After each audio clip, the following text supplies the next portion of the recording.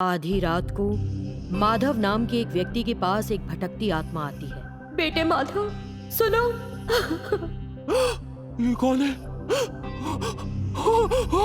आखिर हुआ क्या था, आइए जानते हैं। सुमति के चक्री और माधव दो बेटे थे। वे एक अमीर परिवार से ताल्लुक रखते थे, लेकिन सुमति को एक बात परेशान करती थी। चक्री बड़ा तो हो गया था, लेकिन दिमाग अभी भी एक बच्चे का था। सुमति चक्री की बहुत प्यार से देखभाल करती थी। मैं बूढ़ी हो रही हूँ, अगर मैं मर गई तो मेरे बेटे चक्री की देखभाल कौन करेगा? हालांकि माधव है, लेकिन चक्री उसकी बात नहीं मानेगा। अगर माधव की शादी कर दूं तो? उसने माधव से चर्चा की और उसे शादी के लिए मना भी किया। कल्पना नाम की एक लड़की के साथ माधव की शादी हो गई। धीरे धीरे कल्पना उनके परिवार के बहुत करीब हो गई। एक बार सुमति बहुत बीमार पड़ गई। वो उठने की हालत में कतई नहीं थी, लेकिन चक्री को समझ नहीं आया। मैं बहुत भूखा हूँ, मुझे कुछ खाने को दो माँ, दो ना। सुमति ने तबीयत ठीक नहीं लगने पर भी उठकर उसके लिए खाना लगाया और चक्री को खिलाया। खाना खाने के बाद चक्री अपनी माँ की गोद में सो गया। दिन ब दिन वो अपने बेटे के बारे में और अधिक चिंता करने लगी। फिर एक दिन सुमति ने माधव और कल्पना को अपने पास बुलाया और उनसे कहा, माधव, कल्पना, मेरी हालत दिन ब दिन खराब हो रही है। जब तक मैं कर पा रही हूँ, मैं चक्री का ध्यान रखूंगी, लेकिन मेरे बाद आप दोनों को उसका माँ पिता बनना होगा बेटा। माँ, इस तरह बात मत करो, तुम्हें कुछ नहीं होगा। तुमने मेरी शादी देखी, अब अपने पोते को देखना और उसके साथ खेलना। मुझे नहीं लगता बेटा कि मैं तब तक जीवित रहूंगी, लेकिन तुम चक्री का ध्यान रखना। माँ, आप चिंता क्यों कर रही हैं? हम चक्री का ध्यान रखेंगे ना। हाँ माँ जी, आप चिंता ना करें, हम हैं उसकी देखभाल करने के लिए। आप सोचना छोड़ दें और आराम करें। उन दोनों ने जो कहा उसे सुनकर सुमति को बहुत खुशी हुई और उसे लगा कि उसे चक्री के लिए परेशान होने की कोई जरूरत नहीं। उस रात माधव और कल्पना बात कर रहे थे। माधव, आप अपनी माँ से बहुत प्यार करते हैं, कितना ख्याल रखते हैं उनका आप। प्यार? अरे मूर्ख, खैर ये तुम्हारी गलती नहीं है कि मुझे मेरी माँ के सामने सुबह रोते देखकर तुमने ऐसा महसूस किया। तुम इस तरह क्यों बात कर रहे हो? अरे यार, मैं अपनी माँ से प्यार करता हूँ, इसीलिए मैंने ये सब नहीं कहा था। सारी जायदाद उसके नाम पर है। यदि हम उसकी देखभाल नहीं करेंगे तो वो गुस्सा होकर किसी अनाथालय या वृद्धाश्रम को सब दान कर देगी और हम सड़कों पर भीख मांगेंगे। हाँ, लेकिन माँ जी ने तो कल ही सारी जायदाद को आपके नाम पर कर दिया है। हाँ, कर दिया है, और इसीलिए अब हमें माँ की कोई जरूरत नहीं है। कहाँ बीमारी का दर्द सहेगी, भगवान के घर ही चली जाए। माधव, कल्पना हैरान हो गई। अभी वो अपने दम पर काम कर रही है, क्योंकि उसके हाथ पैर चल रहे हैं। अगर वो बीमार पड़ जाएगी तो उसकी देखभाल तुम्हारे सर पर पड़ेगी। कर पाओगी? क्या तुम उन्हें मार डालोगे? बजाय इसके वृद्धाश्रम में छोड़ दो। तुम भी ना, हमारे पास इतनी संपत्ति है, अगर हम उसे वृद्धाश्रम में छोड़ेंगे तो लोग हमारे चेहरे पर थूकेंगे। इसीलिए मेरी माँ इस घर से नहीं, इस दुनिया से ही चली जाएगी। वो दोनों हंसने लगे। हे भगवान, मुझसे क्या गलती हुई है? अपने जने बेटे से ऐसी कड़वी बातें दुश्मन को भी सुनने को न मिले। फिर आधी रात माधव अपनी माँ के पास उसकी हत्या करने आया, लेकिन वो वहां नहीं थी। इससे माधव को आश्चर्य हुआ। कहाँ चली गई? कहीं उसने हमारी बातचीत तो नहीं सुन ली? खैर, सुन भी ली हो तो क्या, अच्छा है। अगले दिन उसने अपनी पत्नी से बात की। माधव, फिर तुम्हारे छोटे भाई का क्या? जब मेरी माँ यहाँ नहीं है तो हम उस पागल को क्यों रखेंगे? मैं उसे किसी सड़क पर छोड़ आता हूँ।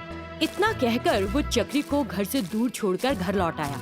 सुमति जो घर से चली गई थी, उदासी में उसने आत्महत्या कर ली। उस रात चक्री जो बाहर ठंड के कारण कांप रहा था।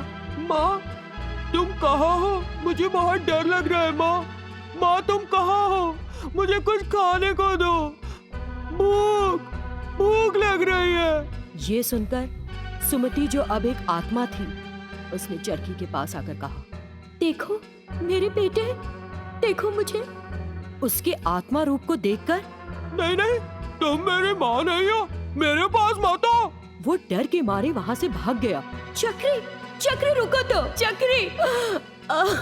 मैं क्या करूं? और एक मजबूर माँ, माधव, मैं हूं मेरे बेटे।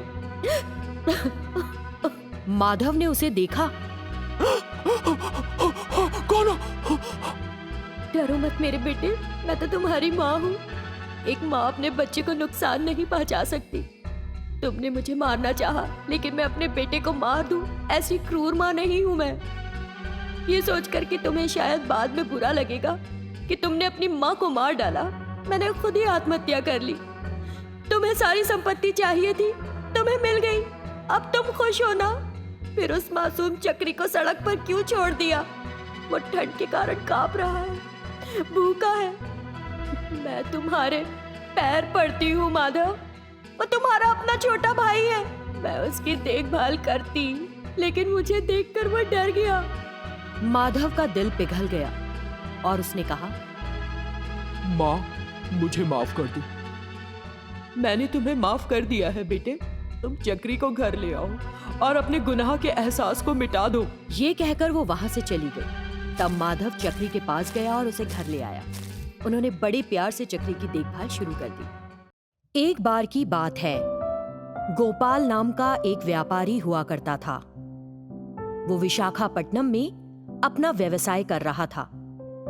वो अपनी मां की मौत पर बहुत रोया।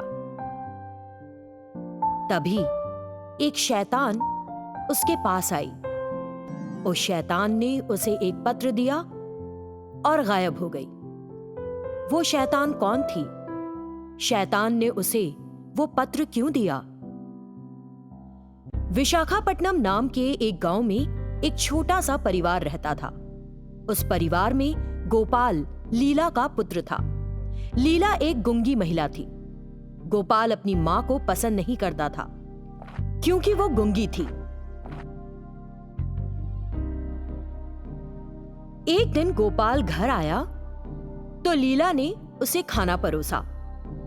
तब गोपाल ने गुस्से से कहा, मैंने तुम्हें खाना ना परोसने के लिए कितनी बार कहा है। मैं तुम्हें पसंद नहीं करता। तुम्हारी वजह से मुझे बाहर जाने में भी डर लगता है। सब मुझे चिढ़ाते हैं कि मैं गूंगी महिला का बेटा हूँ। मुझसे दूर चली जाओ और जाके कहीं मर जाओ। ये कहते हुए उसने खाना एक तरफ फेंका और चला गया, जिसे देखकर लीला ने सोचा, हे भगवान, मेरी क्या गलती है कि तुमने मुझे गूंगा बना दिया।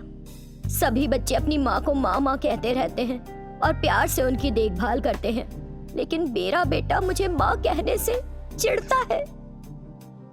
इस तरह लीला बहुत दुखी हुई और रोने लगी। थोड़ी देर बाद गोपाल घर वापस आया और बोला, बेशर्म गूंगी औरत, क्या तू अभी भी घर पर है?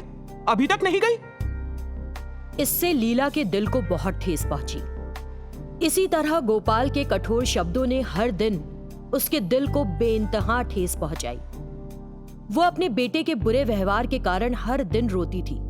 एक दिन मोहन नाम का एक व्यक्ति सुबह गोपाल के घर आया। मोहन गोपाल का दोस्त था। वो कस्बे का एक अच्छा व्यवसायी था। मोहन ने गोपाल से पूछा, कैसे हो? मैं ठीक हूँ। मैंने सुना है कि तुम अच्छा व्यवसाय कर रहे हो और मोटी कमाई कर रहे हो। हाँ गोपाल, मैं इसी मामले पर तुमसे बात करने आया था। क्या बात है, बताओ। मेरा व्यवसाय अच्छा चल रहा है और मैं एक नई शाखा खोलना चाहता हूँ, इसीलिए मैं तुमसे मिलने आया था। मैं इसमें क्या कर सकता हूँ? अगर तुम्हारे पास 10 लाख निवेश करने के लिए हैं, तो मैं तुम्हें अपने व्यवसाय में भागीदारी दूंगा। फिर तुम यहीं से व्यवसाय कर सकते हो। अभी तो 10 लाख नहीं है मेरे पास, लेकिन व्यवस्था कर सकता हूँ। एक बार इसके बारे में सोचना जरूर। ये कहकर मोहन वहां से चला गया। तब गोपाल सोचने लगा कि 10 लाख कैसे जुटेंगे। तभी उसकी माँ अपनी सोने की चूड़ियां ले आई और गोपाल को दी। तुरंत गोपाल खड़ा हो गया और बोला, तुम फायदा उठाकर मेरे पास आने की कोशिश मत करो। वैसे भी इन दोनों चूड़ियों को बेचकर मुझे बस 10,000 रुपए मिलेंगे, जो मुझे नहीं चाहिए। फिर उसने उन चूड़ियों को एक तरफ फेंक दिया और चला गया। जब गोपाल घर लौटा तो उसने अपनी माँ को मृत पाया। उसे देखकर गोपाल को दुख नहीं हुआ, बल्कि उसने राहत की सांस ली। भगवान का शुक्र है, बदकिस्मत महिला से पीछा तो छूटा। मृत्यु के बाद लीला जो एक शैतान बन गई थी, उसने अपने बेटे के कठोर शब्दों को सुना तो बहुत दुखी हुई। कुछ दिनों के बाद गोपाल के चाचा रामू घर आए। गोपाल, मरने वाले कभी वापस नहीं आते। तुम रो नहीं, लेकिन मैं बहुत हैरान हूँ कि तुम्हारी माँ का दिल का दौरा पड़ने से निधन हुआ। गोपाल ने मन में सोचा, क्या वो दिल का दौरा पड़ने से मर गई? ये अच्छा हुआ। तुम्हारे पिता की मृत्यु के बाद तुम्हारी माँ ने सभी जिम्मेदारियों को निभाया और तुमको बड़ा किया। ये 10 लाख रुपए ले लो। बड़े दुर्भाग्य की बात है कि हमने उसे खो दिया। इतने पैसे कहां से मिले अंकल? ये तुम्हारा पैसा है गोपाल। जिस दिन तुम्हारी माँ की मृत्यु हुई, वो सुबह मेरे घर एक पत्र लेकर आई।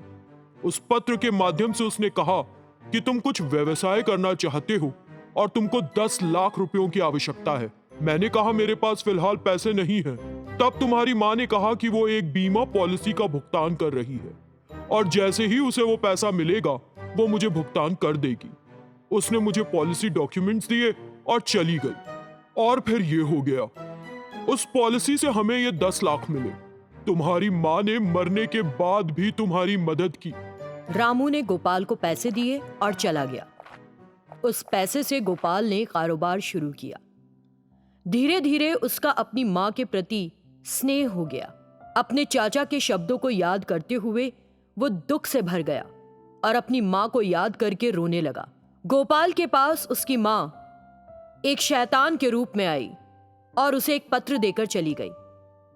मेरे बेटे, तुम अब खुश हो ना? जैसा तुम चाहते थे, अब तुम एक अच्छा व्यवसाय कर रहे हो। दुखी मत होना कि मैं मर गई। मैं तुम्हारी खुशी के लिए ही मरी। कम से कम मेरी मौत तुम्हारे काम आई। मेरे बेटे, तुम मुझसे नफरत करते हो, लेकिन मुझे तुम्हारे शब्दों में तुम्हारा गुस्सा नहीं, बस दुख महसूस हुआ। तुम जो भी कहो, तुम हमेशा मेरे सबसे प्यारे बेटे हो और रहोगे। अपना ख्याल रखा करो। तुम्हारी माँ। पत्र पढ़ने के बाद गोपाल समझ गया कि उसकी माँ उससे कितना प्यार करती थी। 10 लाख रुपए जुटाने के लिए उसने अपनी जान गंवा दी। माँ, मुझे माफ कर दो माँ। जब तुम जीवित थी, मैंने तुम्हारा मूल्य नहीं समझा। मुझे अब समझ आया कि तुम मुझसे कितना प्यार करती हो। माँ।